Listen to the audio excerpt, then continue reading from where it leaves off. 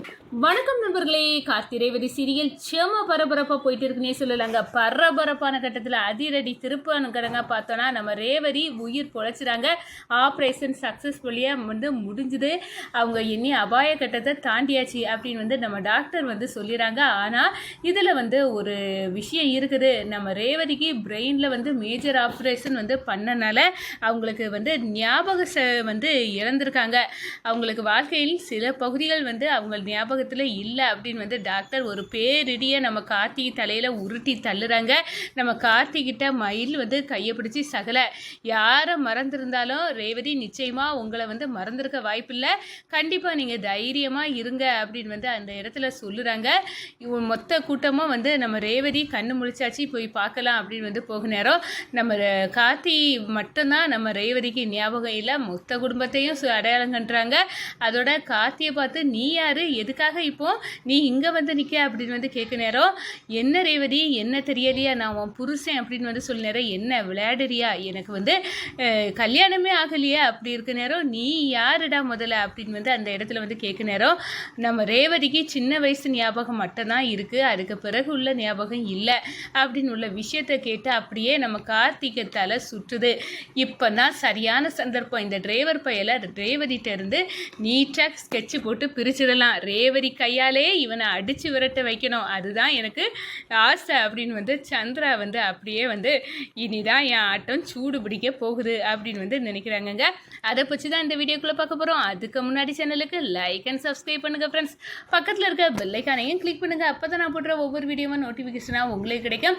வாங்க ஃப்ரெண்ட்ஸ் வீடியோக்குள்ளே போகலாம். ஃபஸ்ட்டு எடுத்த உடனே பார்த்தோன்னா ஒரு செம அதிரடியான பரபரப்பு கட்டம் தான். பரபரப்பான கட்டத்தில் நம்ம பார்க்க இருக்க நேரம் தாங்க.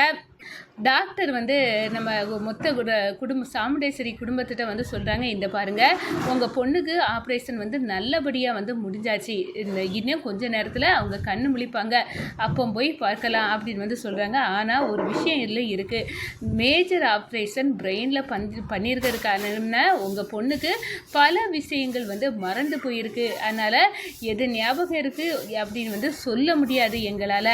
ஆனால் அவங்க அபாய கட்டத்தை தாண்டிட்டாங்க, அது ஒரு நல்ல விஷயந்தான் அப்படின்னு சொல்ல நேரம் நம்ம கார்த்திக்கு கொஞ்சம் பயமாக இருக்குது. ஏன்னா சாமியார் சொல்லியிருப்பாங்க, இந்த பாருங்க உங்கள் மனைவி உங்களை வெறுத்து ஒதுக்குனாலோ நீங்கள் அவளை கைவிட்டுறாருங்க, அவளை கைவிட்டுறக்கூடாது, நீங்கள் அவளு கூட சப்போர்ட்டாக ஆறுதலாக இருக்கணும் அப்படின்னு அந்த இடத்துல சொல்லியிருப்பாங்க. அதை நினச்சி பார்க்குறாங்க. அப்போ அந்த சாமியார் நடக்கிறதுக்கு முன்னாடி இருந்த அந்த ஆக்சிடெண்ட்டை சொன்னாருன்னா கண்டிப்பாக ஏதோ ஒரு விஷயம் ரேவதிட்டே இருக்குது, என்னை வச்சு ஞாபகம் இல்லாமல் கூட இருக்கலாம், எது நடந்தாலும் பரவாயில்ல, எனக்கு என் ரேவதி முழுமையாக உயிரோடி வந்துட்டா அது மட்டும் எனக்கு போதும், ரொம்ப சந்தோஷம், அது பிறகு நான் என் அன்பால் ரேவதியை என் கழிக்குள்ளே நான் கொண்டு வந்துக்கிடுவேன், ரேவதிக்கு உண்மை தெரிய வரும் அப்படின்னு அந்த இடத்துல நம்ம ராஜா நிற்கிறாங்க. நம்ம மயிலை பிடிச்சி நீங்கள் கவலைப்படண்டா சகல, ரேவதி உயிரோடி கிடைச்சாச்சு, அது பிறகு என்ன அவளுக்கு உங்கள் ஞாபகம் இல்லாமல் இருக்காது, யாரை மறந்தாலும் அவள் உங்களை உயிருக்கு உயிராக நேசிச்சா, அதனால உங்கள் ஞாபகம் கண்டிப்பாக இருக்கும் அப்படின்னு சொல்கிறாங்க. ரேவதி கண்ணு முழிச்சாச்சு போய் பார்க்கலாம் அப்படின்னு சொல்ல நேரம் நம்ம ஒட்டுமொத்த கூட்டமும் திரண்டு இருக்குது. அப்போ தான் நம்ம சாமுண்டேஸ்வரி, ரேவதி நீ உயிருக்கு ஆபத்துன்னு தெரிஞ்ச உடனே நான் துடிச்சு போயிட்டேன், இப்போ தான் எனக்கு உயிரே வந்துச்சு, அந்த அளவுக்கு நீ இல்லாமல் நாங்கள் இல்லை, நாங்கள் ஒட்டுமொத்த குடும்பமும் உனக்காக தான் நாங்கள் இவ்வளோ காவல் இருந்தோம், நீ இப்போ வந்துட்டு அதே எங்களுக்கு பெரிய விஷயந்தான் அப்படின்னு அந்த இடத்துல சொல்ல நேரம் நம்ம ரோஹிணி எனக்கு குற்றமுணர்வாக இருந்துச்சு ரேவதி, நீ கடைசியில் எனக்கிட்ட தான் இந்த பெட்டில் துணியை வச்சு மூடிட்டு நான் படுத்ததா எல்லாத்தையும் நம்பவை அப்படின்னு சொல்லிட்டு போனால், நானும் நீ சொன்னதை கேட்டுட்டு போய் சொல்லி கடைசியில் ஆக்சிடெண்ட்லேயும் சிக்கிட்டேன், அந்த குற்ற உணர்வு என்னை அரிச்சிட்டு இருந்து இப்போ தான் எனக்கு பரவாயில்ல ரேவதி நீ மீட்டு வந்துட்ட அப்படின்னு சொல்கிறாங்க. அதே நேரத்தில் எல்லாத்தையும் பார்த்து நான் எனக்கு ஒன்றும் இல்லை நான் வந்துட்டேன் அப்படின்னு அந்த இடத்துல சந்தோஷமாக நம்ம ரேவதி சொல்கிறாங்க.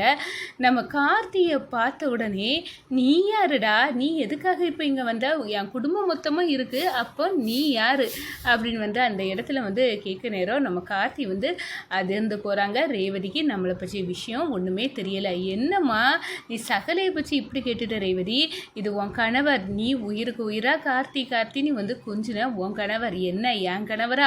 நான் கண்டிப்பாக இவரெல்லாம் வந்து கல்யாணம் பண்ணியிருக்க மாட்டேன். என்ன ஒட்டுமொத்தமோ குடும்பமோ எனக்கு ஞாபகம் இல்லை அப்படின்னு வந்து நினச்சிக்கிட்டு இப்படி என்ன கல்யாணம் இவர் கூட நடந்துச்சு அப்படின்னு வந்து சொல்கிறீங்க. எனக்கு இவர் கூட கல்யாணம் நடந்த ஞாபகமே இல்லை. இவரை என்னால் கணவராக ஏற்றுக்க முடியாது அப்படின்னு வந்து அந்த இடத்துல சொல்கிறாங்க. நம்ம சாமுண்டேஸ்வரி அப்படியே அரண்டு போய் பார்க்குறாங்க. என்னது என் உயிருக்கு உயிராக இவ வந்து இறந்தாலும் வந்து எங்கள் 2 பேர்த்தையும் பிரிக்க முடியாது அப்படின்னு வந்து சொல்லிட்டு இருந்த ரேவதிக்க வாயிலேருந்து இப்படி ஒரு வார்த்தையா அப்படின்னு வந்து நினைக்கிறாங்க. அப்போ தான் நம்ம சந்திரகலா நம்ம சாமுண்டேஸ்வரியை பார்த்து, அக்கா நீ கவலைப்படாத, நம்ம இவ்வளோ நாள் எதிர்பார்த்த ஜாக்பாட் அடிச்சிருச்சு. இப்போ ரேவதியே இந்த டிரைவர் பையன் யார் அப்படின்னு வந்து கேட்குறா. அப்போனா நம்ம கூடிய சீக்கிரம் இவளையே அடித்து விரட்ட வந்து டிரைவர் பையில அடித்து விரட்ட வச்சிடலாம். இவ கையாலே அடி வாங்கி அந்த டிரைவர் பையன் வீட்டை விட்டு போக போகிறான். அதுதான் நடக்க போகுது அப்படின்னு வந்து அந்த இடத்துல சந்தோஷத்தின் உச்சியில் வந்து கொழுந்து நம்ம சந்திரா வந்து சிரிக்காங்க. நம்ம சாமுண்டேஸ்வரிட்ட ஏற்றி விடுறாங்க. என்ன சந்திரா விளையாடுறியா? இவ வந்து இந்த நேரம் பொழைச்சிருக்கிறதுக்கு காரணமே இவர் தான். அப்படி இருக்க நேரம் அவரை எப்படி ரேவதிட்டேருந்து ஒதுக்க முடியும்? அது என்னால் முடியாது அப்படின்னு சொல்கிறாரு. அக்கா வெண்ணை திரண்டு வர நேரம் நீ ஏன்க்கா இப்படி ஒன்று போட்டு உடைக்கிற? இவனை வந்து 6 மாதத்தில் பிரிக்கணும்னு தானே நம்ம 2 பேரும் கங்கடம் கட்டிட்டு இருக்கோம்.